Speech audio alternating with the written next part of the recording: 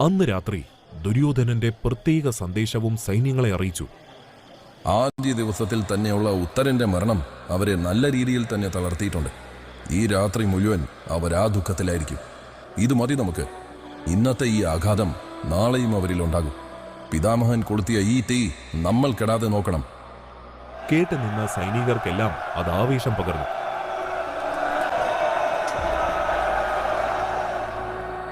എന്നാൽ പിറ്റേ ദിവസം അവർ പ്രതീക്ഷിച്ചതിൽ നിന്നും ചില വ്യത്യാസമുണ്ടായിരുന്നു.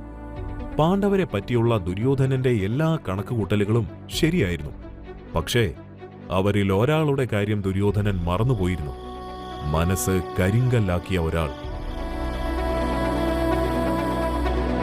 പിറ്റേ ദിവസത്തെ ഭീമന്റെ വരവ് തന്നെ കൗരവരെ പൂർണ്ണമായും ഭയപ്പെടുത്തി.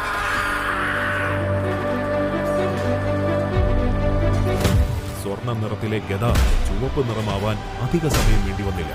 അന്നത്തെ ദിവസം കഴിയുമ്പോൾ ഭീമന്റെ അലറുന്ന മുഖമായിരുന്നു എല്ലാവരുടെയും മനസ്സിൽ.